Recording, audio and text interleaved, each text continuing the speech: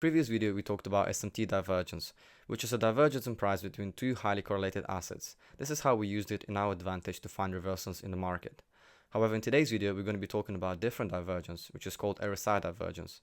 Compared to SMT, RSI divergence focuses on the difference between price and the RSI indicator. This is another way to anticipate reversals in the market, and it works really well. In general, RSI divergence is probably one of the clearest and easiest reversal signs we'll ever learn. So in this video, let me show you how to use it with 3 personal trades that I took across EURUSD and GBPUSD. RSI divergence happens when price makes a new high or low, but RSI doesn't confirm it.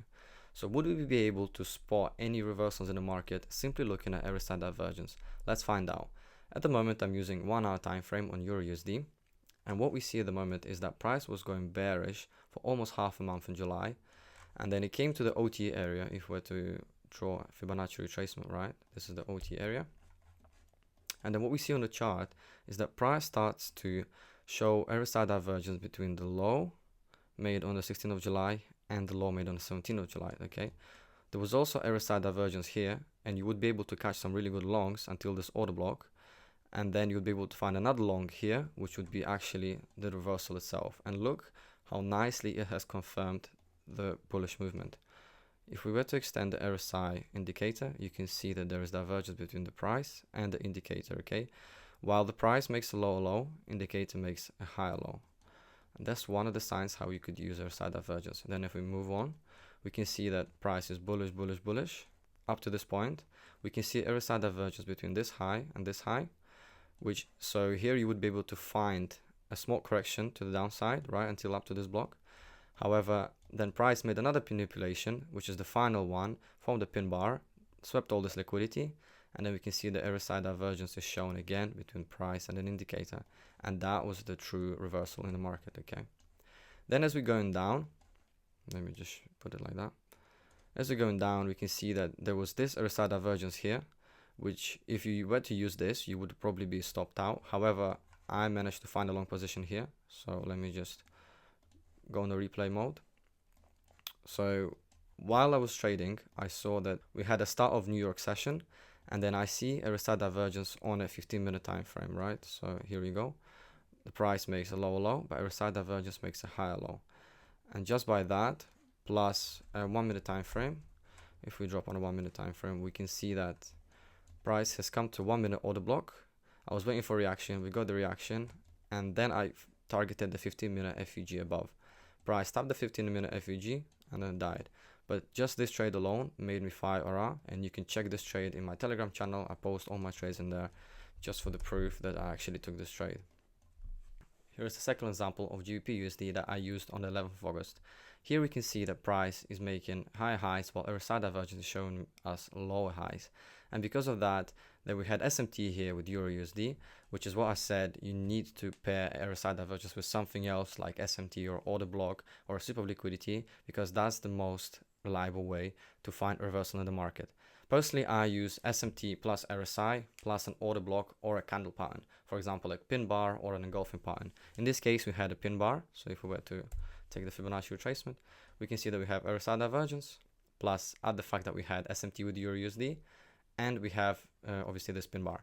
So then I dropped on a lower time frame, I dropped on a 15-minute time frame, I waited for the price to come into the OT area. If we take this high, draw the Fibonacci retracement, came to the OT area, very simple.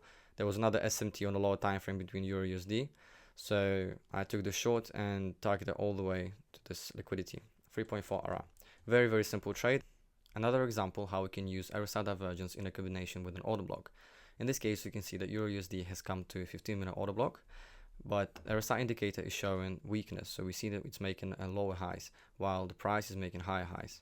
And once the price has tapped 15-minute order block, I dropped on a 1-minute time frame, and then there I found a 1-minute order block within.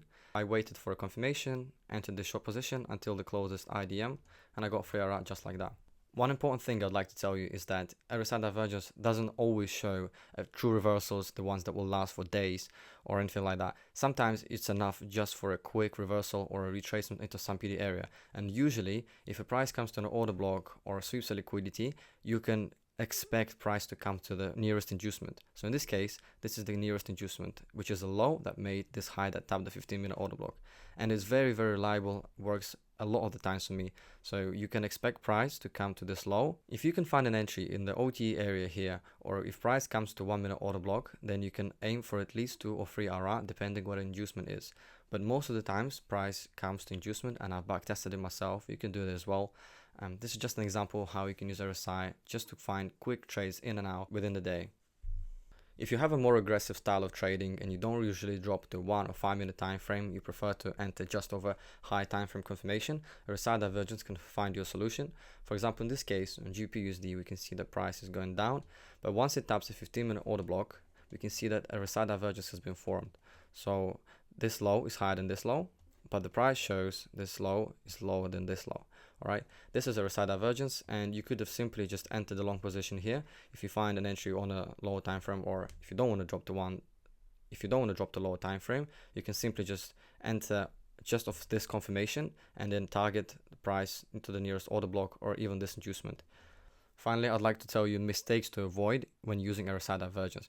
So the biggest common mistake is obviously using lower time frame. As I said, it can be noisy and it may take some time for indicator to show a true reversal. For example, on this 15-minute time frame, we can see that price is making higher highs, but in RSI indicator is showing a potential reversal. But in fact, we didn't get any reversal until 2 days later. But if we were to go up on a time frame, we'll see that there is not actually a RSI Divergence shown here, only when price has made this high. Okay, so once price has swept this liquidity, this is where we actually got RSI Divergence, and this is where price actually dumped.